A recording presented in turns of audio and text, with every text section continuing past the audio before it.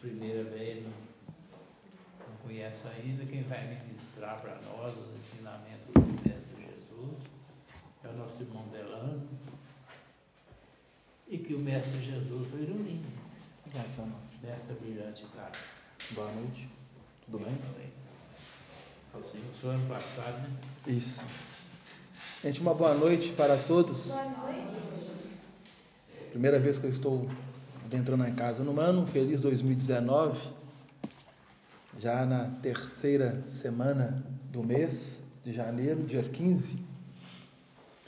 E dentro da programação, nós damos continuidade ao livro Nosso Lar, que nós iniciamos no ano passado. É um livro que possui 50 capítulos e vamos trabalhar hoje o capítulo de número 10. Nós estamos fazendo ele sequencial. A obra Nosso Lar, para as pessoas que estão chegando pela primeira vez, é um best-seller considerado da literatura espírita. O médium Francisco Cândido Xavier recebeu o ditado do espírito que se intitulou André Luiz, é um pseudônimo, e este espírito está narrando a sua experiência desde quando ele saíra do corpo físico pelo fenômeno que nós denominamos morte, onde ele veio sofrer uma doença, passou por uma intervenção cirúrgica, ficou mais ou menos 40 dias internado na Santa Casa, na cidade do Rio de Janeiro, onde ele vivia com a família. E aí veio a desencarnação. Quando ele despertou no plano espiritual, na dimensão espiritual, ele despertou perturbado. No início, inconsciente. Para ele, era uma espécie de sonho, de um pesadelo. Estou vivendo um sonho, estou vivendo um pesadelo. O que está acontecendo? Só que, no decorrer das horas, dos dias, das semanas, esse sonho, esse pesadelo parece que nunca terminava. E ele ficava vagando de um lado para outro em círculo, numa região que nós denominamos umbral, que numa fala popular é o inferno. E nessa região ele estava ouvindo e vendo seres que eram espíritos desencarnados, mas muitos deles em condições bastante animalescas. O que significa isso? A forma perespiritual que eles estavam se apresentando lembravam um animal, de várias formas. Depois, com calma, no decorrer do livro de entendimento, nós vamos explicando isso. Apenas dando aqui uma pincelada. E eles estavam ouvindo desses seres a palavra suicida, suicida, com bastante escárnio. E ele, fugindo daquela situação, entrando em combate, em conflito, mas sempre se afastando desses seres. Até que um dia, cansado por estar passando por essa situação, ele se ajoelha e verte do seu íntimo lágrimas sinceras.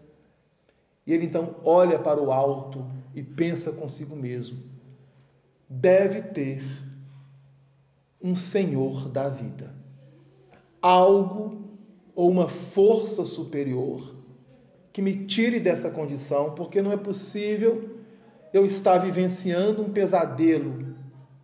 Eu estou me vendo, estou respirando, meus pensamentos continuam o mesmo, tenho sede, tenho fome, tenho frio, sinto calor, saudades da família, e não é possível.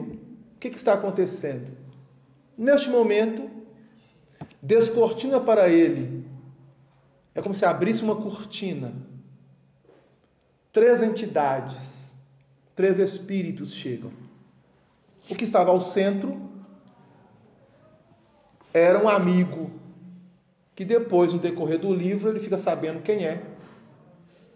Pede para acalmar, acerena ele, coloca ele numa espécie de maca improvisada, onde os outros 2 que estavam com ele o levaram, direcionando para uma cidade na atmosfera espiritual da Terra chamada Nosso Lar.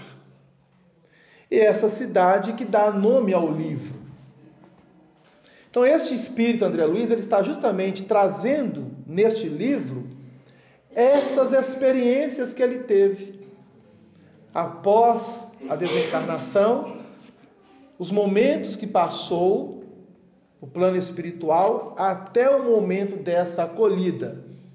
E quando ele foi acolhido, foi direcionado para o parque hospitalar dessa cidade, um local onde só há hospitais, e ali ele foi recebendo todo o tratamento e ficou conhecendo um enfermeiro vigilante, é o nome que se dá, de nome Lísias, que se tornou grande amigo dele, que no decorrer do livro nós vamos observar. E Lísias, então, está narrando para ele os aspectos e as características da colônia espiritual ou cidade espiritual onde eles estavam. E aí, neste capítulo 10, o título é No Bosque das Águas. André Luiz foi recebendo várias informações e cada informação que ele recebia, ele ficava admirado, ele ficava perplexo. Por quê? Porque jamais passara pela cabeça dele que após deixar o corpo físico, a vida continuava de uma forma muito mais exuberante, muito mais bela aos olhos dele. Porque agora ele estava observando aquilo que nós chamamos o outro lado da moeda. Porque até então ele estava vivenciando dissabores. E o estágio dele nessa região umbralina foi apenas de 8 anos. Pouco tempo, né? 8 anos passa rápido. Quase uma década. Quase uma década. E ele só ficou sabendo disso depois. Porque para ele é como se o tempo não tivesse passado. É como se ele tivesse deitado no dia anterior e acordado no dia seguinte. Por quê? Porque a perturbação era tão grande, porque o espírito não dá conta do tempo, dessa passagem do tempo. E é muito comum, até vários questionamentos das pessoas perguntarem: o tempo no plano físico é o mesmo no plano espiritual? E o André Luiz está nos informando, por intermédio do Chico, que as esferas mais próximas à crosta, isto é, à superfície material onde nós estamos encarnados, transitando, o tempo é o mesmo. Delano, deixa eu te fazer uma pergunta. E esses irmãos que vêm à mesa e falam que eles eram um papa, eles eram um general, eles eram do tempo ainda de séculos atrás, quer dizer que tem 100 e tantos anos ou mais que eles estão lá? Sim. É? Sim. há espíritos que têm mais de 1.000, 2.000 anos que não reencarnam. Pois é, mas eles têm consciência disso. Não, eles sabem que... Sabem. Não, eles não sabem de um tempo, de uma forma tão lúcida e consciencial. Eles sabem que já passou grande tempo, mas não dessa forma como nós estamos entendendo. A grande maioria, sim. Alguns têm um conhecimento. E são tão rebeldes, mas tão rebeldes, que não pensam na mudança, na transformação. Não pensam. O que nós observamos após a Segunda Guerra Mundial é que houve uma demanda muito grande na população da Terra. Cresceu assustadoramente. De onde que vieram esses seres? Do plano espiritual. Muitos deles, um bom tempo, sem reencarnar. Um grande bom tempo. Após a Segunda Guerra Mundial. No Brasil mesmo, nós observamos isso. De 50 anos para cá, a população brasileira quase que dobrou. Ou dobrou. De 120, de 100 milhões para mais de 230 milhões de brasileiros. Que somos hoje. Isso que o censo nos fala. Mas é um número, né? Mais ou menos. Mas somos, em média, 230 milhões de brasileiros. Há 50 anos atrás, éramos 90, 100 milhões. Em 1970, que Pacaembu na 70. Era 90 milhões. 90 milhões, isto é. Há 48 anos, 50 anos atrás, 90 milhões. 90 milhões em ação. Eram os dados, né, do censo, da estatística, do IBGE, da população brasileira. 90 milhões. Hoje nós somos mais de 230. Mas a verdade é que tem muita gente que não sabe. A grande maioria estão desencarnados sem saber que se encontram desencarnados. É esquisito isso, né? É difícil compreender isso. Mas como é que a pessoa que morreu não sabe que morreu? Não sabe. Por quê? Aí que vem a explicação que a doutrina espírita nos dá. É porque quando se deixa o corpo, há um corpo chamado perespiritual, que é o perespírito, que é a mesma forma do corpo físico. E o espírito mantendo os mesmos pensamentos, os mesmos sentimentos, o mesmo campo de emotividade, parece que ele não desencarnou, ele está vivo. E para ele acha que está vivo no corpo físico. Mas é porque quando morre a vida não para. Continua. Só que ele não consegue dimensionar que ele está em uma esfera diferente. Embora muitos estão ao nosso lado, vivendo conosco. Só que eles não conseguem dimensionar isso ainda. E qual o objetivo disso? É criação mental. É porque não tiveram hábito. Está dormindo, que está com os mesmos hábitos. Sim. Sim. Embora não estejam, né, claro? Não.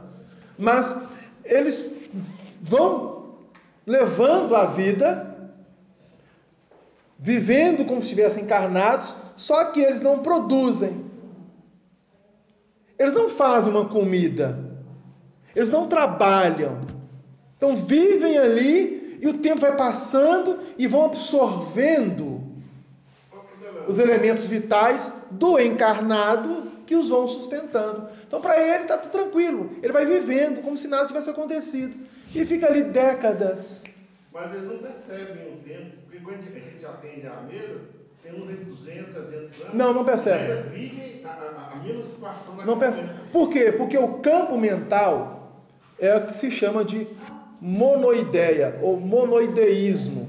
O campo mental, a estrutura mental, o psiquismo, está presa àquela situação, àquela ambiência que ele vivenciou após deixar o corpo físico. Então é como se estivesse numa redoma de vidro. Está preso a uma situação. Percebeu?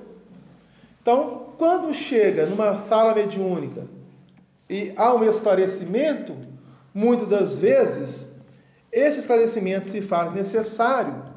Por quê? Por causa do choque vibratório que ele vai ter com as energias vitais dos médiuns, do grupo, que vai, em muitos casos, revigorar, fortalecer ou até mesmo retificar o corpo perispiritual de muitos. Porque muitos vão apresentar o corpo perispiritual com campo vibratório, energético e até mesmo algumas partes dele com problemas, onde essas energias vão se acasalar até refazendo parte deste corpo perispiritual. Isso é muito comum, tá? É engraçado isso. E nós encarnados, nós que estamos aqui, precisamos nos conscientizar da importância de estarmos vivendo essa vida no plano físico, mas tendo a consciência que um dia deixaremos ela. E quando a deixarmos, precisamos prosseguir sem estarmos apegados àquilo que aqui se encontra. Deixar o plano físico e prosseguirmos, sem olhar para trás. Coisa que é raro um espírito encarnado fazer. E por que é raro? Porque ninguém pensa no processo da morte e entende que a morte é algo ruim, é uma vilã. E não é. Primeiro porque morte não existe. Só existe vida. Só que o hábito e a educação que o espírito foi tendo no plano físico,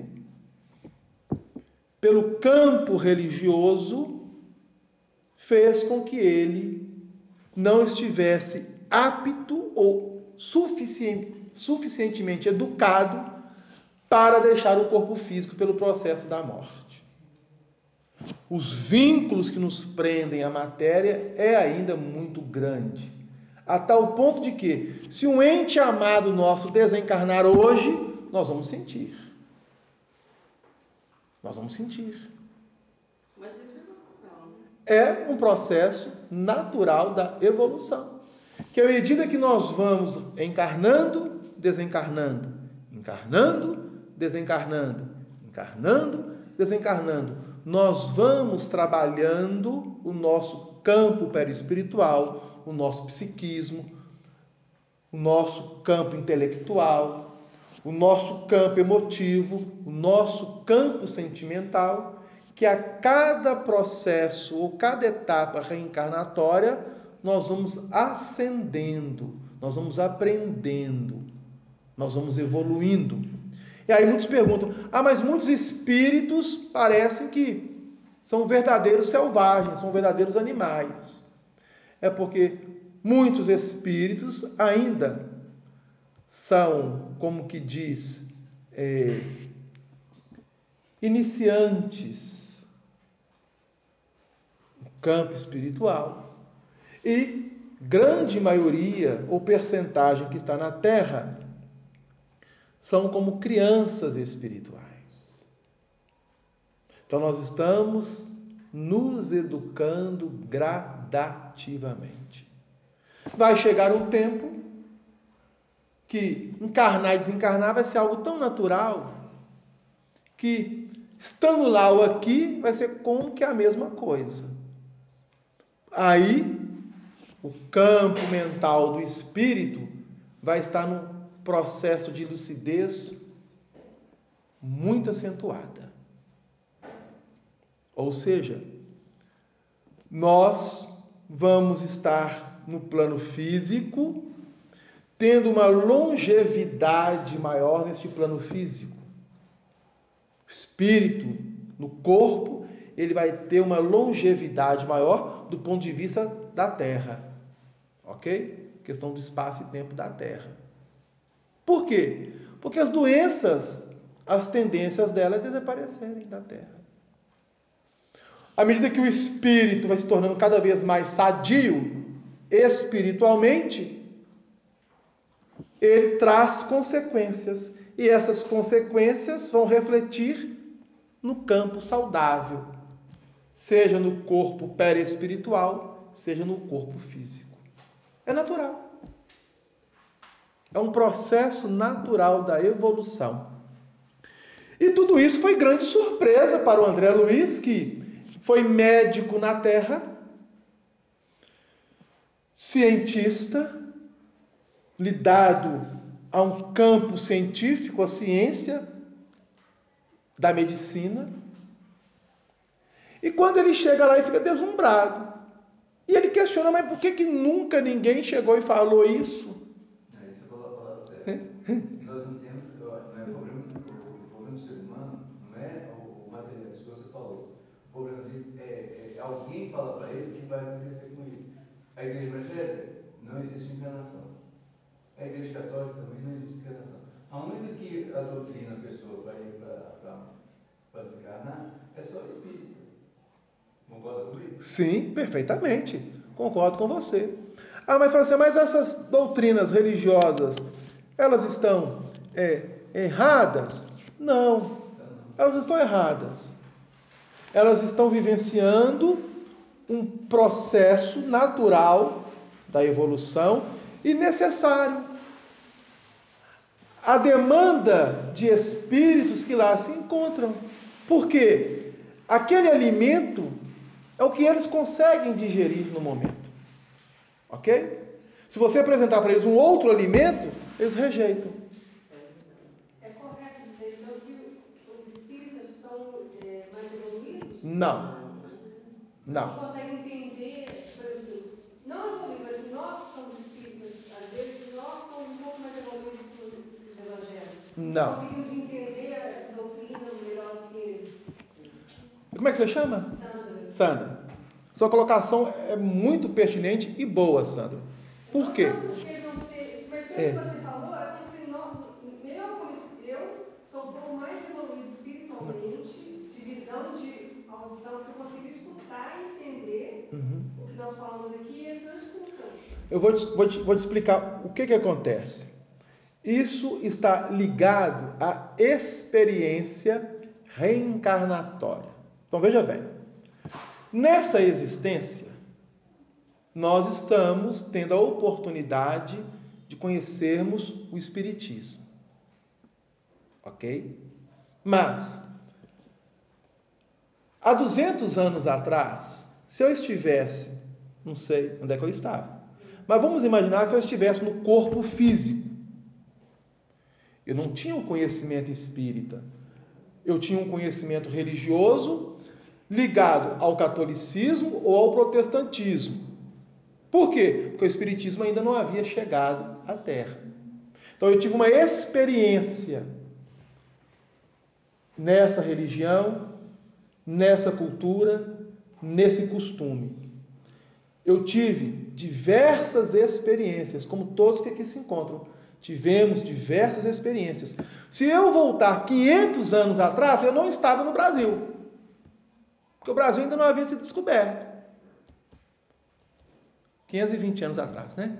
Porque já estamos em 2019. Então, há 520 anos atrás... Mas poderia ser um índio. Poderia estar aqui nativo. Poderia ser um indígena. Ou então poderia estar no Brasil como um índio. Falando um dialeto que hoje nem é falado mais. Já se perdeu. Concordam comigo? E vivendo uma experiência e absorvendo culturalmente essa experiência. Aí o que está acontecendo? À medida que o espírito ele desencarna, reencarna, desencarna, reencarna, ele vai fortalecendo-se intelectualmente, emocionalmente e espiritualmente. Os espíritas, ou aqueles que têm chegado o Espiritismo de uma forma mais abrangente, você consegue captar, absorver uma informação de uma forma melhor que uma outra pessoa não consegue, não quer dizer que você seja mais evoluída que essa pessoa. Estamos no mesmo patamar do ponto de vista moral. Porque conhecimento, ele abre portas, mas não quer dizer que quem tem conhecimento seja mais evoluído. A instrução, ela te dá condições melhores para raciocinar. Mas se você não tiver uma abertura no campo do sentimento, essa razão pode te petrificar.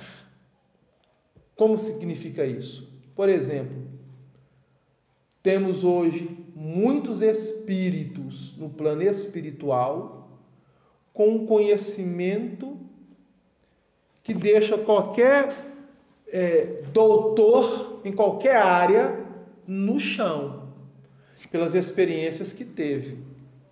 Mas como é muito fechado no campo do sentimento, ele utiliza essa inteligência para desorganizar não somente o ser humano, como a Terra. Percebeu? Então, por exemplo, uma pessoa que criou no laboratório, através dos atritos, dos átomos, das moléculas, uma bomba. Uma pessoa inteligentíssima. O ser humano chega, por ter uma moralidade muito ainda rasteira, vou pegar esse artefato e vou utilizar contra o meu semelhante. E joga uma bomba em uma terra, seja ela qual for, e faz um estardalhaço danado. Uma pessoa inteligentíssima. Porque para você construir uma bomba, você tem que ter um conhecimento, um intelecto muito grande. Você tem que saber de química, de física, de biologia.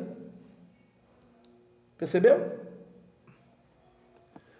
Então, nós espíritas estamos sendo convidados a rever a nossa postura diante de nós mesmos, diante da nossa vida e diante do Evangelho de Jesus, que exemplificou para nós como fazer.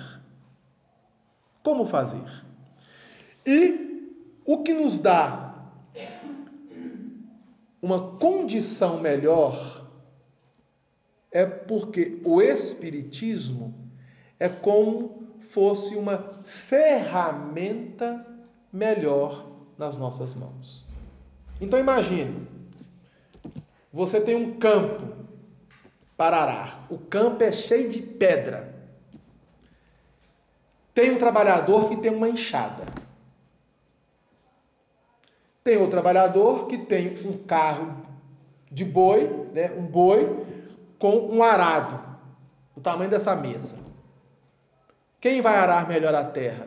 O que está com a enxada ou o que está com um carro de boi com arado? Que passa arando e voltando. Ou seja, o que está com a enxada, ele vai conseguir arar? Vai, mas vai ter maior dificuldade. O que está com carro de boi, ele vai com o boi, com o animal, conduzindo e vai. Aí depois chega outro com um trator. Vai arar, não vai? Ou seja, todos estão arando. Alguns com um pouco mais de dificuldade e outros com uma melhor condição. Então, a doutrina espírita é como se fosse uma ferramenta na mão do espírito. Se ele não souber utilizar essa ferramenta adequadamente, ela vira contra ele. Da mesma forma que qualquer pessoa, em qualquer denominação religiosa, aquilo que ela está aprendendo é uma ferramenta que ela tem que utilizar a favor dela. Se ela não souber utilizar, percebeu?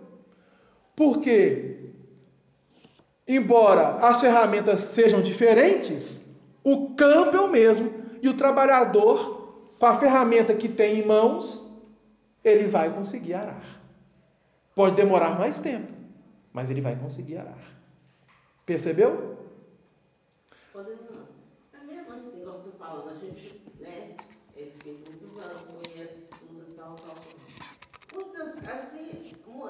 Muitas vezes, chega no plano espiritual, em apuros, assim, com dificuldade, sei lá, com mil coisas, um tiro de letras lá. É por causa da nossa dificuldade íntima. Por isso que nós somos convidados sempre a rever a nossa conduta. E, pasmem, né? Sandra, acertei, né, Sandra? Pasmem. Os que têm maior dificuldade de adaptar ao plano espiritual são os espíritas. Pois é.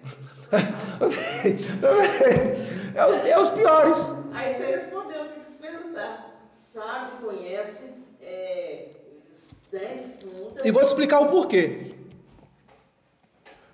Desencarna o espírita e chega no plano espiritual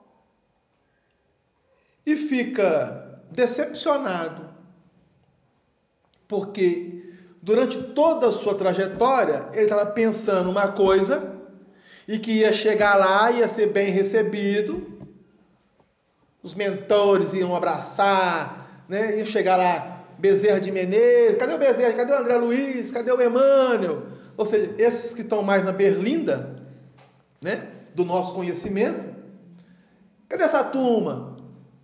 E de repente não tem ninguém para receber, e está lá, e ele olha, está num ambiente escuro, mas isso aqui não é uma colônia espiritual, não é nosso lar, não é Novos Horizontes, que lugar que é esse? E aí quando ele é levado, encaminhado e chega num ambiente, ele exige, não, eu quero falar com o fulano de tal, eu quero falar com o responsável por essa casa, por essa colônia, por essa cidade.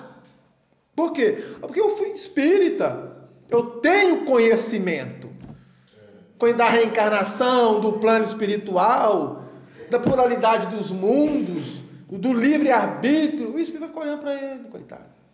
Ele falou assim, bom, então, nós vamos matricular você em uma das nossas escolas de aprendizes, onde você vai estudar o Livro dos Espíritos, o Evangelho segundo o Espiritismo, o Livro dos Médiuns, o Céu e o Inferno, a Gênesis, para você, então, conhecer o Espiritismo, que você ainda não conhece.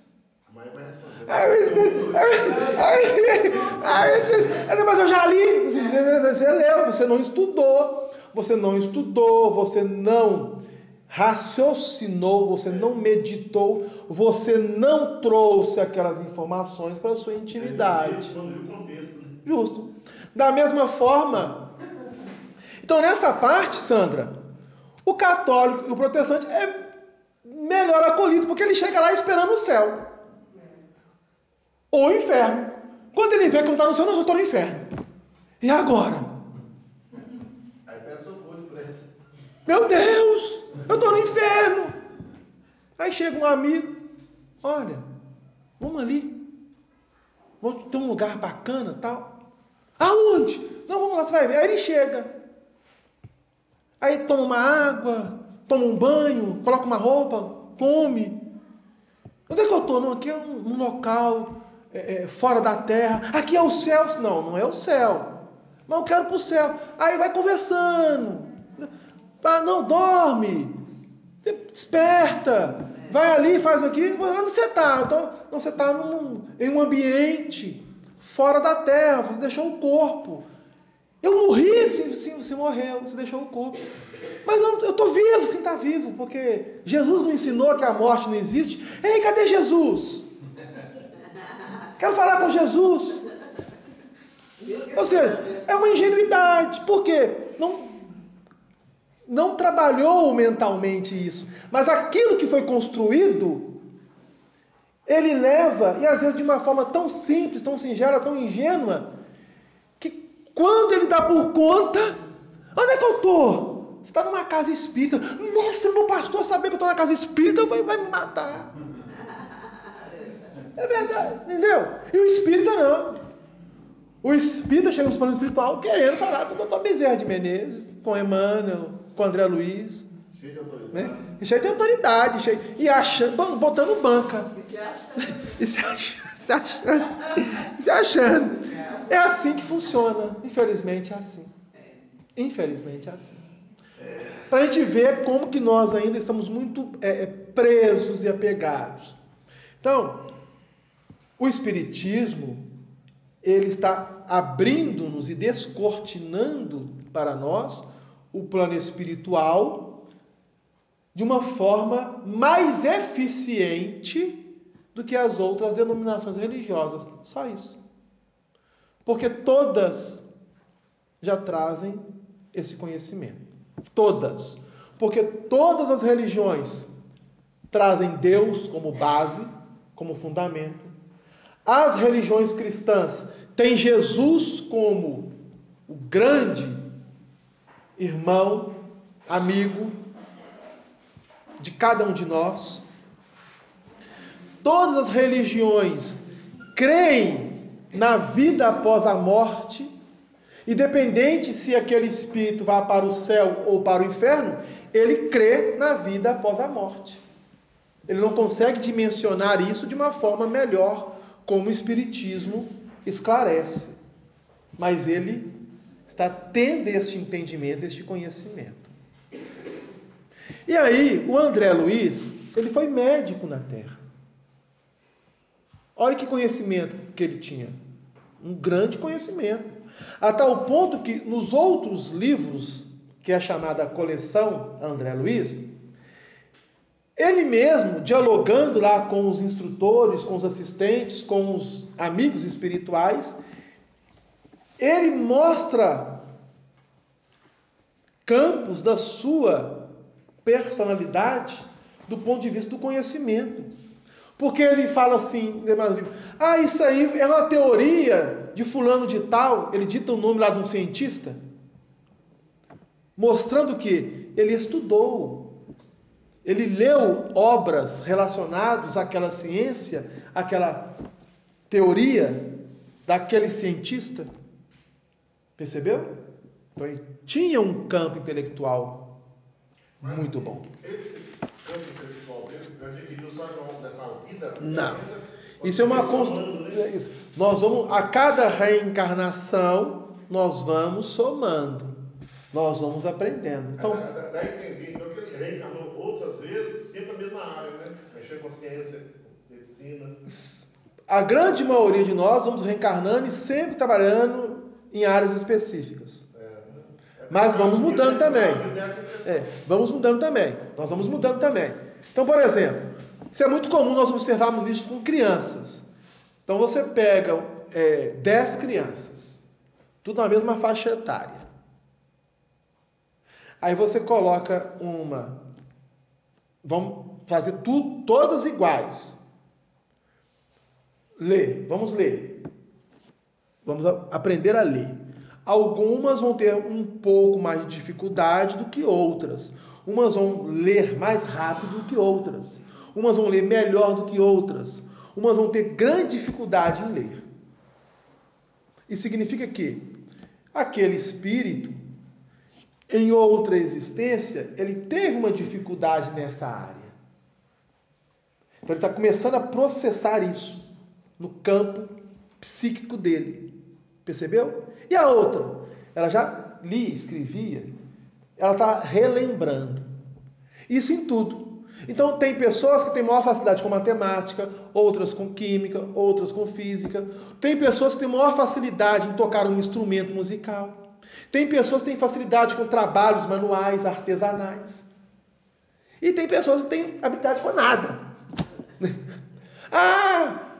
O que eu fui na outra vida? Se você não sabe fazer nada, você for rei e rainha, porque rei e rainha não fazia nada. Só mandava. Se foi rei ou rainha, por que o rei fazia? Nada. Por que a rainha fazia? Nada, mandava. Ou era uma pessoa da nobreza que tinha vários empregados ou vários escravos, cada um fazendo para ele. Percebeu? Não, quem adora gastar dinheiro. Eu não sei. Bota pra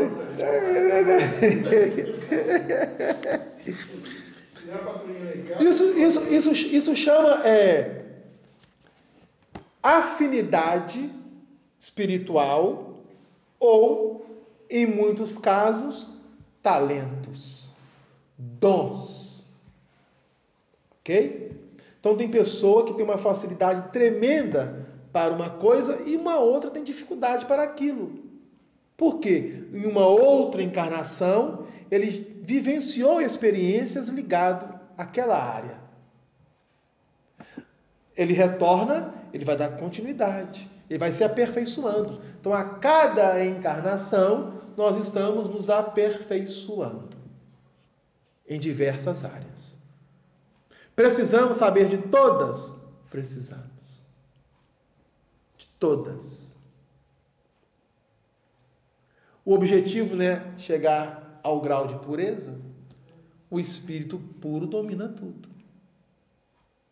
Passou pelas diversas áreas do conhecimento. Domina tudo. Percebeu? Então não adianta fugir. Não gosto de matemática. Você vai ter que saber. Vai ter que saber. Nessa encarnação não quer, tudo bem, mas você tem outra. Você vai reencarnando, vai reencarnando. Por que você tem que saber matemática? Por que você tem que saber cálculo? Porque para você se tornar um espírito puro e for convidado, olha, você vai criar um planeta para habitar espíritos. Você tem que calcular tudo. A órbita do planeta, as condições climáticas, o tempo desse planeta, de início, meio e fim. Quando Jesus recebeu a terra, né? Perfeito. Eu sabia de tudo. Tudo. Até cozinhar, Jesus sabe cozinhar. Melhor que qualquer chefe, melhor que qualquer cozinheira. Por quê? Porque ele vivenciou a experiência. Ele vivenciou essa experiência, então ele teve que lidar. Aqui na Terra, não. Aqui na Terra, não. Em outras eras, em outros momentos, em outros galáxias. Da matéria. Justo. Pois é. E assim vamos. E todos os espíritos que trabalharam com Jesus, cada qual em diversas áreas, trazem um conhecimento específico para aquela área. Percebeu? Então são espíritos específicos para determinar. Por isso que nós chegamos hoje numa universidade, e uma universidade tem várias faculdades para diversas áreas. O que você vai fazer? Você é advogado, então é uma faculdade de direito. O que você quer? Medicina, faculdade de medicina. O que você quer? Eu quero fazer pedagogia. Eu quero estudar nutrição. Eu quero estudar psicologia. São diversas áreas. E cada um de nós vamos procurar aquela que tem maior afinidade. Delano, mas eu não dou para isso. O que eu posso trabalhar? Trabalhe com o que você goste, com o que você sabe fazer. Mas eu não sei fazer nada. Trabalhe para se sustentar. Por quê? Porque essa vida passa. E à medida que nós realizamos as coisas bem feito, não importa o que façamos, mas que façamos bem, dando o melhor de nós, nós vamos avançando. Porque não adianta uma pessoa saber cozinhar, mas não faz com amor. A comida sai, ninguém come. Não é verdade? Não adianta a pessoa saber matemática, mas se ela não calcula com gosto, com amor. E é isso que Jesus nos ensina. Então André Luiz foi um médico. Estudou medicina. Doutor. E achava que sabia medicina, não sabia nada. Porque chegou no plano espiritual, ele foi ser auxiliar de limpeza. Auxiliar de limpeza no hospital, lá na colônia espiritual Nosso Lar. Ele ficava na limpeza e foi médico na Terra. Por quê? Porque a medicina que ele estudou na Terra, ele não soube aproveitar, trabalhando-a com amor, para quando chegasse no plano espiritual, desse continuidade a um aperfeiçoamento. Não soube. Vaidade, egoísmo e orgulho. E no capítulo 10 da obra Nosso Lar, André Luiz e o amigo Lísias, que é um enfermeiro vigilante e que tem sob a sua custódia 80 enfermos, dentre eles André Luiz. Ele é um enfermeiro visitador, ele vai passando nesses 80 pacientes onde eles se encontram. Então, André Luiz estava num edifício, no parque hospitalar, era um deles. Ok? E aí teve a oportunidade de Lísias chamar André Luiz para um passeio, para ele conhecer um pouco a colônia. E André Luiz ficava maravilhado. E aqui ele inicia assim, capítulo 10 da obra Nosso Lar. O título: No Bosque das Águas. Olha que título maravilhoso. Das águas. Das águas. Dado o meu interesse crescente pelos processos de alimentação, porque no capítulo anterior, no capítulo 9, Lísias falou das questões de alimentação da colônia. E André Luiz ficou querendo saber como que era, como que se produzia, como que se fazia para que aqueles alimentos chegassem. Como que era o procedimento? Eram iguais aos procedimentos no plano físico? Então ele estava curioso, ele queria saber. Lísias convidou: vamos ao grande reservatório da colônia. Lá observará coisas interessantes. Verá que a água é quase tudo em nossa estância de transição. O que Lísias está falando? Nós vamos para o reservatório da colônia, porque a água é quase tudo na nossa cidade espiritual. Quase tudo, não é tudo, mas é quase tudo. Digamos, é 95%. Faltou só 5%. André Luiz ficou curioso, que ele diz assim: curiosíssimo, acompanhei o enfermeiro sem vacilar. Lembrando que Lísias disse estância de transição, é cidade de transição. Por que cidade de transição? Porque a colônia ou a cidade Nosso Lar, eu gosto de falar cidade, nós vamos entender o porquê. Quando se fala colônia, era muito comum a época em que o livro foi lançado dar esse nome, porque ia parecer muito assim fantasioso dizer que era uma cidade espiritual. Quando falava colônia, a pessoa já não acreditava. Muitos espíritas, à época em que a obra foi lançada, não deram crédito à obra. Depois chegou no plano espiritual, o resto já sabe o que aconteceu com ele, né? Pois bem. Curiosíssimo, acompanhei o enfermeiro sem vacilar. Chegados ao extenso ângulo da praça, o generoso amigo acrescentou: esperemos o aerobus. Aerobus. E aí tem uma nota aqui dele mesmo, André Luiz. Carro aéreo, que seria na Terra um grande funicular. O que é funicular? É uma espécie de trem grande. Eu não sabia definir. Isso é um carro? Isso é um avião? Isso é um trem? O que é isso? Aerobus. É um ônibus que parece que está voando no ar. Aí ele ficou olhando para aquilo,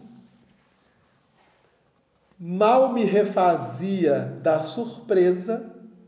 Eu fiquei, mas o que é isso? Quando surgiu grande carro, suspenso do solo a uma altura de 5 metros. Aí parou. O que esse carro fez? Começou a descer, repleto de passageiros, à maneira de um elevador terrestre. Examinei com atenção. Então ele chegou, parou, desceu, como se fosse um elevador, até onde os dois estavam. Quando ele parou, desceram gente, subiu os dois e, com certeza, mais outros irmãos que ali se encontravam. Aí diz ele, não era máquina conhecida na Terra, ou seja, a Terra ainda não tem isso aqui não. O que podemos dar uma comparação distante é o trem-bala que tem lá no Japão. Já viram o trem-bala? Quem tiver curiosidade pode entrar no YouTube ou na internet e digitar lá, trem-bala. Vai aparecer o trem-bala. É algo um pouco distante e parecido. É difícil falar, né? Se assemelha, mas não é o aerobus. E o trem-bala, ele anda sob o trilho numa velocidade incalculável, e quando ele pega uma certa velocidade tamanha, ele não tem atrito com o trilho, ele se suspende do trilho, alguns centímetros. Só para você ter uma ideia. Lá no Japão. E você entrou no trem-bala, você acha que vai chegar rápido, né? Ele mostra que ele entrou no... E aí continua. Constituída de material muito flexível, tinha um enorme comprimento, parecendo ligada a fios invisíveis, em virtude do grande número de antenas na tolda. Mais tarde, confirmei minhas suposições, visitando as grandes oficinas de serviço de trânsito e transporte. Fernando, pode ficar tranquilo, desencarnar, tem emprego só lá no plano espiritual. Tem que se atrapalhar muito aí. Nós que dirigimos ônibus, chegar lá tem trabalho. Tem trabalho de chorar. Se for ruim igual daqui, nós temos gravado de novo. Vou chegar no plano espiritual, até um veículo para você tocar o barco. Eu vou ficar tranquilo. Pelo menos alguma coisa você vai ter para fazer lá. O que você vai fazer? Você dirigir, vamos lá para a oficina. Ou seja, grandes oficinas de serviço de transporte da colônia, da cidade espiritual. Ou seja, havia um departamento específico para o trânsito da cidade de nosso lar. Olha que coisa interessante. E André Luiz visitou. Lísias nem me deu tempo a indagações. Porque ele está narrando, né? Para escrever narrando, né? Aboletados, ou seja, estavam dentro lá e estava lotado, mas não tinha ninguém em pé. Não tinha ninguém em pé. Porque, aboletados convenientemente no recinto confortável, seguindo silenciosos. Não tinha ninguém em pé. Experimentava a timidez natural do homem desambientado entre desconhecidos. A velocidade era tanta que não permitia fixar os detalhes das construções escalonadas no extenso percurso. A distância não era pequena, porque só depois de 40 minutos, incluindo ligeiras paradas, né, como ele desembarcou, então ao longo do trajeto tinha as paradas. De 3 em 3 quilômetros, me convidou Lísias a descer sorridente e calmo. Chegamos, vamos descer. Depois de 40 minutos, numa velocidade incalculável. Então, a cidade não era pequena, não. Era grande. Porque, se você pegar Antônio Carlos aqui, ou 40 minutos, num veículo a 160 por hora, vamos colocar, né? Que não é permitido, tá, gente? Se você bater o veículo a 160 por hora numa estrada que é 110, se você desencarnar, é suicídio. Já fica sabendo disso, tá? Por quê? Você tem placas na estrada, 110. Você está a 160.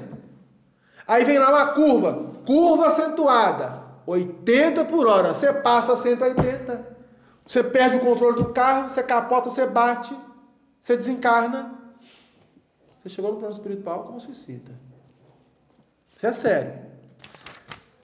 E de 3 em 3 quilômetros, o aeróbus fazia parada. Parou. Vou fechar aqui para nós fazer a prece radiatória. Deslumbrou-me o panorama de belezas sublimes.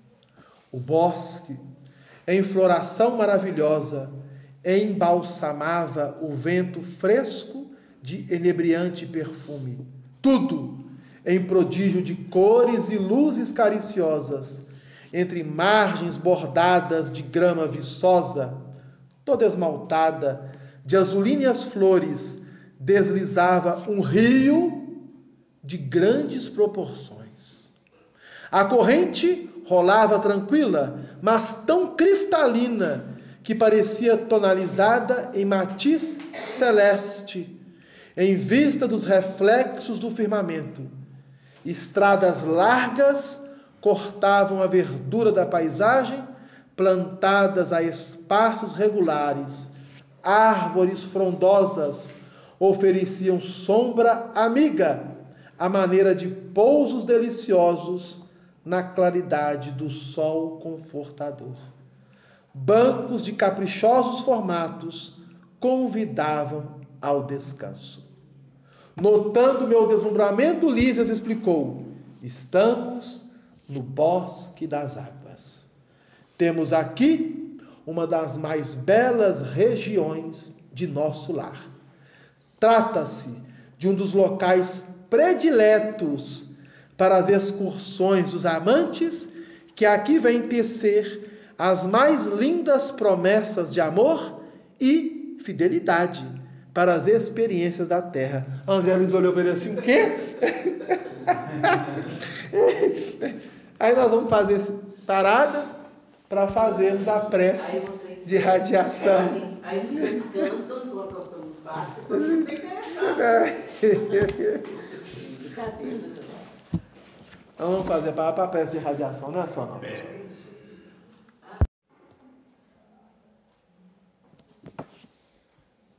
Senhor Jesus, estamos agradecendo as bênçãos e a oportunidade de estarmos nesta casa que nos acolhe com muito carinho, trazendo até nós a tua presença amiga, carinhosa, pacificadora, amorosa, a nos envolver para que sintamos, amado Mestre Jesus, as bênçãos através dos bálsamos e dos lenitivos que os nossos irmãos na dimensão espiritual fazem chegar até nós. A todos estes nomes que aqui foram pronunciados, que as equipes espirituais possam ir aos seus lares,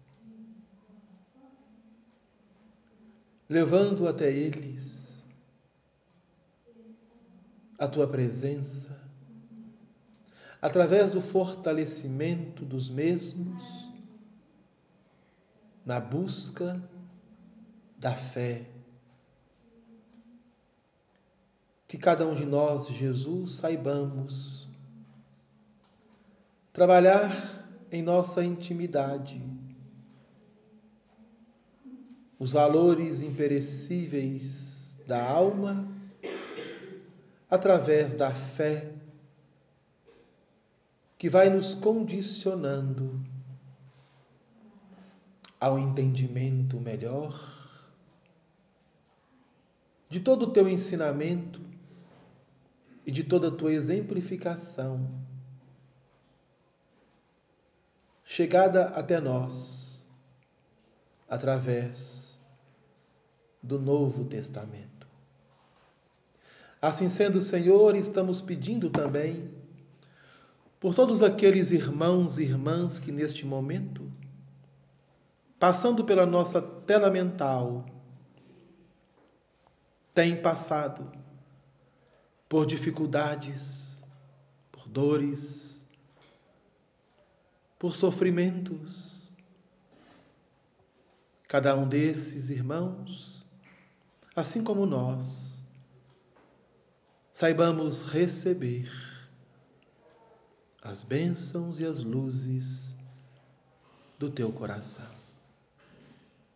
Gratos estamos, Jesus, que a tua paz nos envolva, que teu amor nos acolhe e que a tua luz ilumine os nossos passos, hoje e sempre.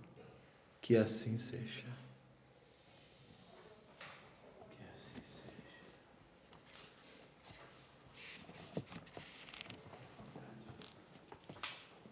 Então, dando continuidade, André Luiz ficou admirado com a fala de Lísias, a tal ponto que ele disse aqui: a observação ensejava considerações muito interessantes, mas Lísias não me deu aso a perguntas nesse particular, indicando um edifício de enormes proporções, esclareceu. Então, o que André Luiz está relatando? Que o Lísias disse a ele que espíritos desencarnados, trazendo na constituição perispiritual o masculino e o feminino, teciam juras de amor em um dos ambientes mais acolhedores e mais bonitos de nosso lar, que é o Bosque das Águas. E depois, no decorrer do livro aqui, o André Luiz vai ser esclarecido a essa questão, mas isso ficou uma pulga atrás da sua orelha. Como que diz? Como assim? Então quer dizer que os espíritos que aqui se encontram, que aqui estão, podem namorar, podem noivar, podem se casar, podem programar para reencarnar e na próxima reencarnação se encontrarem para casarem? Então essa foi a dúvida de André Luiz, que no decorrer do livro isso vai ser aqui explicado. Porque Lísias não deu aso, ele não permitiu que André Luiz, através dessa sua perplexidade e admiração, pudesse ser colocada ali alguma fala que pudesse saciar aquela sede de conhecimento. porque o objetivo de Lísias era outro. Indicando para um grande edifício, disse: ali é o grande reservatório da colônia, da cidade. Todo o volume do rio azul que temos à vista. Então, ele estava vendo uma espécie de um edifício e um rio azul celeste, da cor do céu, passando, e Lísias explicando. Todo o volume do rio azul que temos à vista é absorvido em caixas imensas de distribuição. As águas que servem a todas as atividades da colônia partem daqui. Ou seja, aqui no plano físico, nós temos as grandes redes hidrelétricas,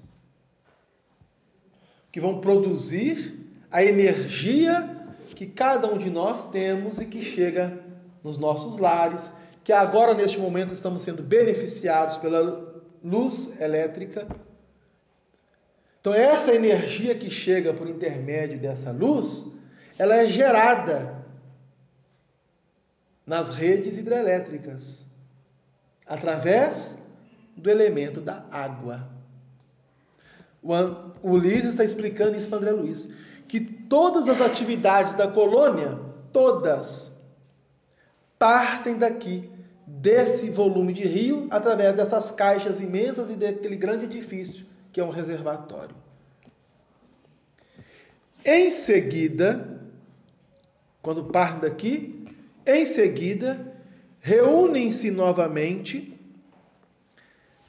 abaixo dos serviços da regeneração e voltam a constituir o rio que prossegue o curso normal rumo ao grande oceano de substâncias invisíveis para a Terra. Então, o que Lísias está explicando? Que a água parte do reservatório, adentra o volume do rio, vai suprir todas as necessidades e atividades da colônia, depois desemboca uma espécie também de rio abaixo do Ministério da Regeneração para o grande oceano, que ele vai colocar oceano das substâncias invisíveis, ou seja, dos fluidos que vão chegando até nós. E esses fluidos chegam através de uma chuva ou do próprio orvalho, aqui que nós chamamos o sereno da noite. Então, já viu o sereno da noite, às vezes de madrugada? Em épocas de frio isso é muito mais comum, em estações de frio é muito comum você levantar de madrugada e olhar assim a vidraça de uma janela ou de um carro ou até mesmo de um ambiente, você vai ver assim molhado. É o sereno, é o orvalho. Isso vem através dessas colônias espirituais, sendo uma delas nosso lar. Percebendo-me, a indagação íntima acrescentou: com efeito, a água aqui tem outra densidade. Olha que coisa interessante. Então, aqui está o líquido, a nossa água. Aqui, ó. A gente coloca aqui, vocês estão vendo? É uma densidade. Qual é a densidade dessa água? 2 moléculas de hidrogênio e 1 molécula de oxigênio. É a chamada H2O, água. Ela tem 2 moléculas de hidrogênio e 1 molécula de oxigênio. Quando você faz a desassociação dos elementos que constituem este outro elemento chamado água, nós temos hidrogênio e oxigênio.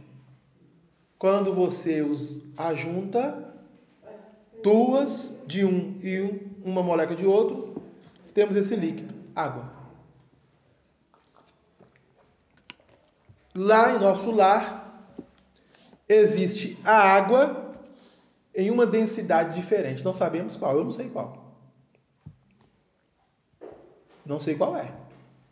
Mas ela é densidade diferente por quê? Muito mais tênue, pura, quase fluídica. Então, ela não sei que tipo de molécula ela tem lá. Isso o André Luiz não nos passou. Mas que são moléculas diferentes de H2O, Que coisa, né, irmão? Qual? Não sei. Notando as magníficas construções que me fronteavam, interroguei: a que ministério está afeto o serviço de distribuição? Então, quando o André Luiz colocou ministério, nós já passamos aqui pelos capítulos anteriores, e para quem está chegando agora, ou ainda não tem um conhecimento, a cidade de nosso lar, ela está dividida em ministérios que vão administrar toda a cidade. Então nós temos 6 ministérios, e esses 6 ministérios, cada um deles possui 12 ministros. Cada ministério possui 12 ministros. Sendo 6, nós temos o total de 72 ministros na colônia que vão ajudar a administração de toda a cidade, juntamente com um governador. Então a cidade tem um governador e 6 ministérios, onde 12 ministros em cada ministério o ajudam em toda a administração da colônia ou da cidade espiritual. São os ministérios. Um aqui, o Lísias colocou para André Luiz. Ministério da Regeneração. Ministério do Auxílio. Ministério do Esclarecimento. Ministério da Comunicação. Ministério da Elevação e o Ministério da União Divina. Esses dois últimos, Ministério da Elevação e Ministério da União Divina, estão na parte mais elevada da colônia. E os ministros que ali se encontram não quer dizer que são mais evoluídos, viu, Sandra? Tá? Esse sim. A não ser os da União Divina. Os ministros da União Divina, eles têm mais evolução do que os outros, os 12. Ok? Pois bem, e nós vamos entender o porquê. Aí o Lísias diz o seguinte, na pergunta de André Luiz: qual o ministério que serve para fazer os processos de distribuição da água? Imagine, retruca Lísias a ele. Imagina aí, ou se fosse nós aqui, chuta aí, adivinha. Adivinha. Lísias diz que este trabalho de distribuição é um dos raros serviços materiais do ministério da União Divina. Ou seja, os processos de distribuição da água em toda a cidade de nosso lar, e a água é o elemento que vai funcionar em quase todas as atividades de nosso lar,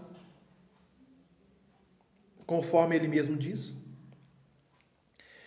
é um dos raros trabalhos de natureza mais material que realizam os 12 ministros da união divina.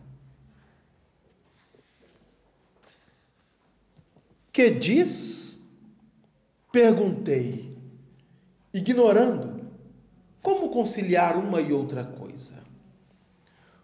Lísia sorriu e obtemperou prazenteiro, ou de forma bem amigável e prazerosa. Na terra, ou seja, quando estamos encarnados, quase ninguém cogita seriamente de conhecer a importância da água. Em nosso lar, contudo, outros são os conhecimentos. Nos círculos religiosos do planeta, ensinam que o Senhor criou as águas. Está referindo ao texto bíblico.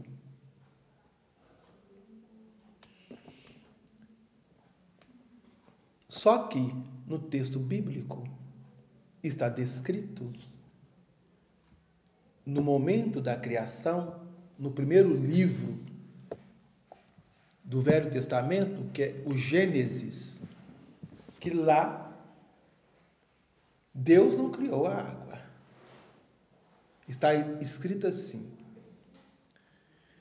e o Senhor Deus formou o ar e a terra.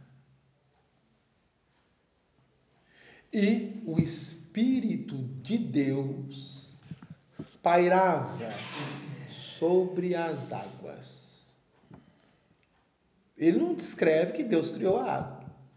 Ele descreve que criou o ar e a terra. Quem quiser conferir, é só chegar em casa e tiver a Bíblia, abra a Bíblia, livro de Gênesis, os 3 primeiros versículos. Está lá descrito. Ok? Ora, é lógico, continuando Lísias, que todo serviço criado precisa de energias e braços para ser convenientemente mantido nesta cidade espiritual. Então vejam bem. Então, André Luiz sempre coloca colônia, mas aqui Lisa dizendo nessa cidade, porque não é colônia, é uma cidade. Porque pode parecer que colônia é um local, um ambiente pequeno, que você vai passar momentos de lazer, né? Colônia de férias. Nós associamos. Não, aqui é uma cidade espiritual. Nesta cidade espiritual, aprendemos a agradecer ao Pai e aos seus divinos colaboradores semelhante dádiva.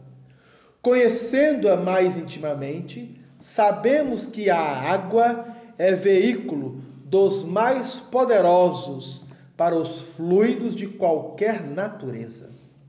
Aqui, na cidade, ela é empregada, sobretudo, como alimento e remédio. Ou seja, a água, a densidade da água lá na dimensão espiritual, onde está situada a cidade espiritual de nosso lar, ela serve não somente como alimento, como também como remédio. Que coisa? Que coisa.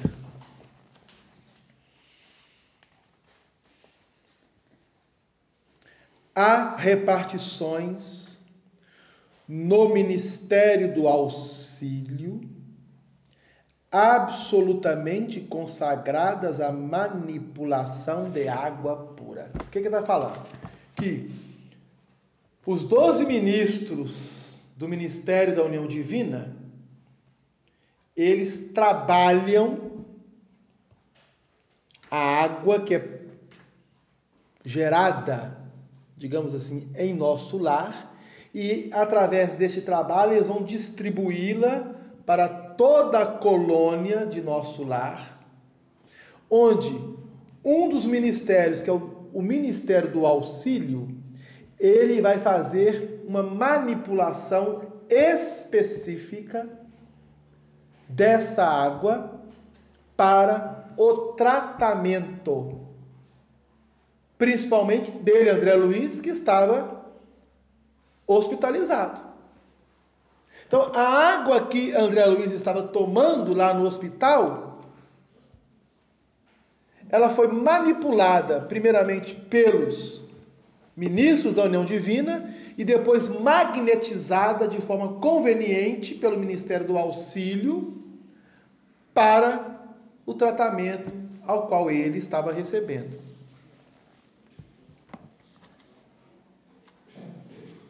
Com certos princípios, ou seja, eles manipulavam a água e colocavam nela princípios suscetíveis de serem captados na luz do sol e no magnetismo espiritual. Na maioria das regiões da extensa cidade, o sistema de alimentação tem aí suas bases. Acontece, porém, que só os ministros da união divina são detentores do maior padrão de espiritualidade superior. Então, essa fala de Lísias está dizendo que os 12 ministros ou os trabalhadores... Pode falar. Mas os passos vão continuar, tá? É porque tem como ficar um pouquinho, viu? Pode ficar tranquilo que todo mundo aqui não passa. Agora o 8, tá?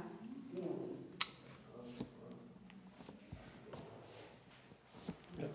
Já foi todo mundo. Pode estar na cabine às vezes. É. Ou pode estar na cabine. Às vezes chamou para a cabine antes do passe. Não, quase. Então tem 8, não, gente? Não, é.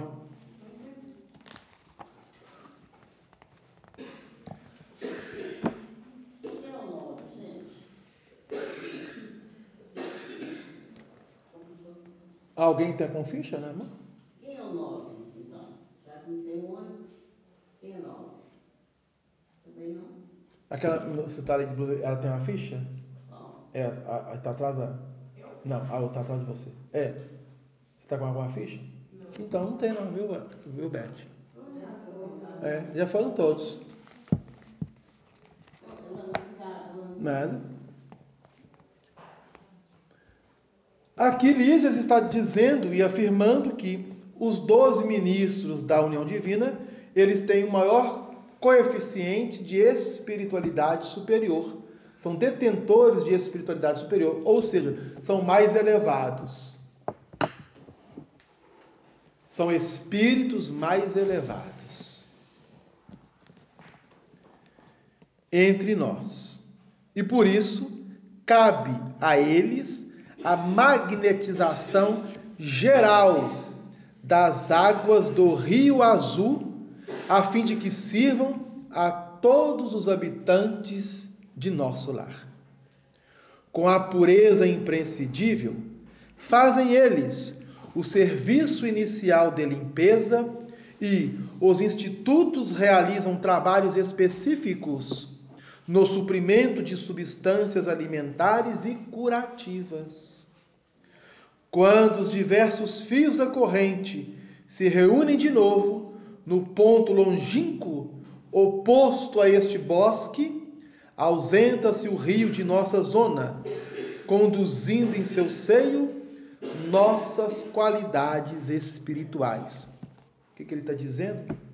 Que aquele rio da colônia, quando sai das esferas, dos limites da cidade espiritual, adentrando outras faixas fluídicas da atmosfera terrestre, vai levando esse coeficiente de espiritualidade da própria colônia de nosso lar.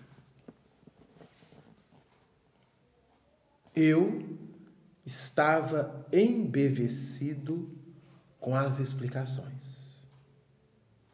No planeta, aí André Luiz pergunta: jamais recebi elucidações desta natureza.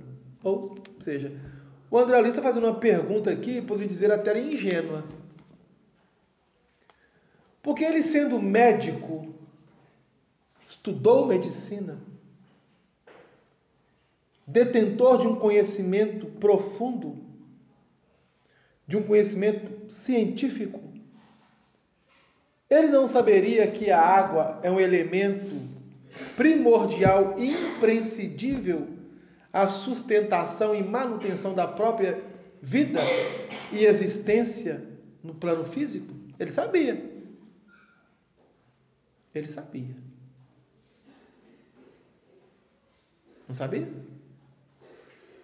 Mas a água ainda não é o principal alimento. Ela é um dos alimentos imprescindíveis e importante para a manutenção da nossa organização biológica. Isso falando aqui como encarnado. Mas ela não é a principal. Existe um outro alimento mais importante e vital do que a água. E mais vital do que a água.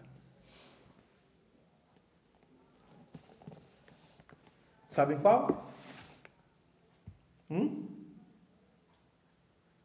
Sabe não?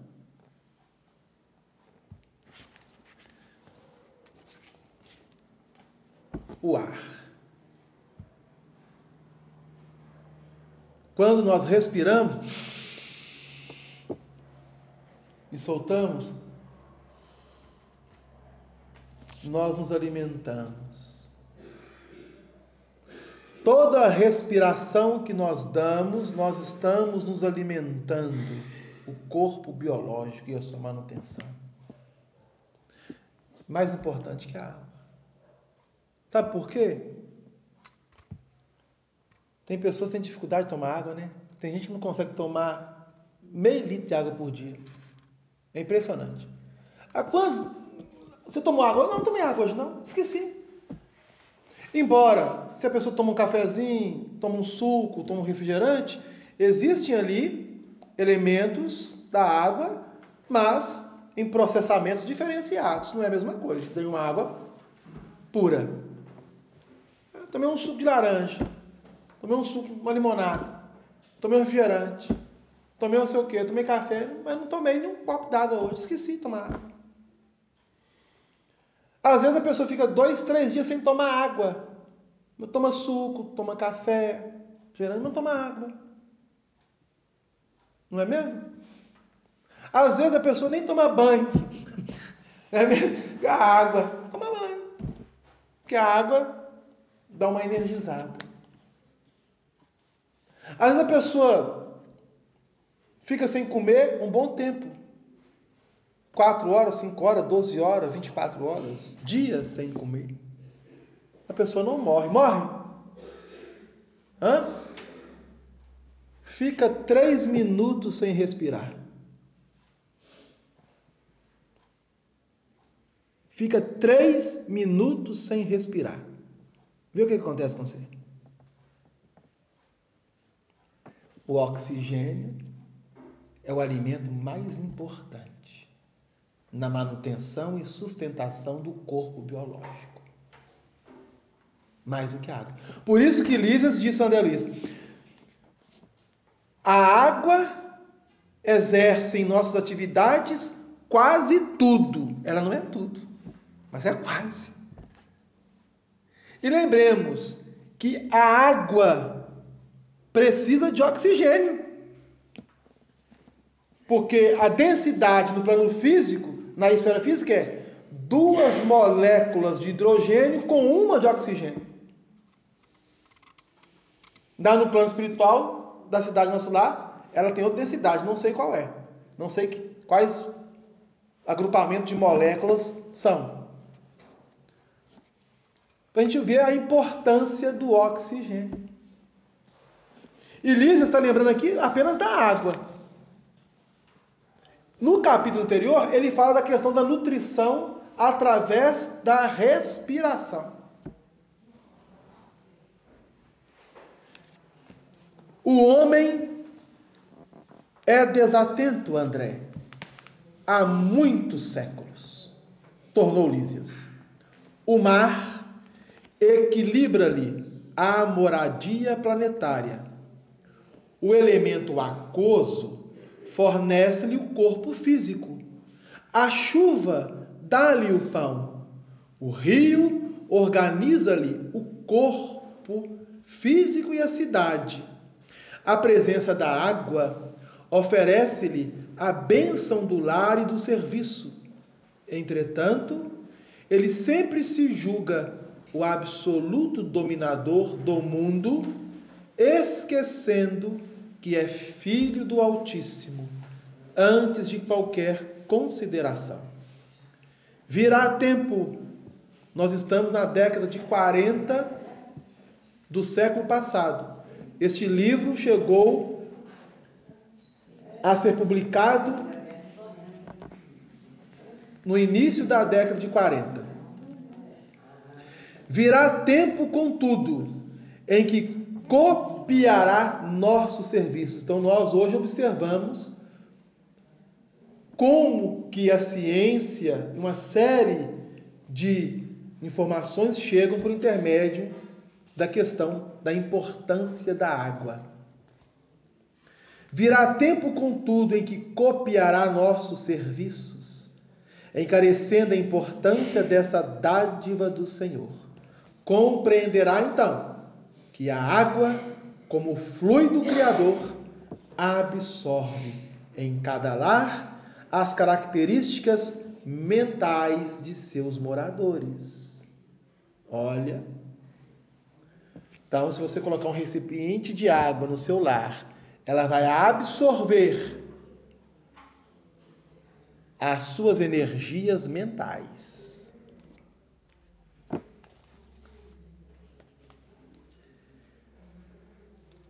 Cada fluido criador absorve em cada lar as características mentais de seus moradores. A água no mundo, meu amigo, não somente carrega os resíduos dos corpos, mas também as expressões de nossa vida mental.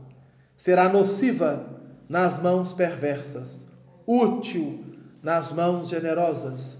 E quando em movimento, sua corrente não só espalhará a bênção de vida, mas constituirá igualmente um veículo da providência divina, absorvendo amarguras, ódios e ansiedades dos homens, lavando-lhes a casa material e purificando-lhes a atmosfera íntima. Calou-se o interlocutor em atitude reverente, enquanto meus olhos fixavam a corrente tranquila a despertar-me a sublimes pensamentos. Fechou-se o capítulo 10. Dúvidas? A gente vê a importância da água na nossa vida. E André Luiz trazendo essa informação para nós aproximadamente há mais de 70 anos. Mais de 70 anos. Nós não sabíamos, mas a gente esquece, né?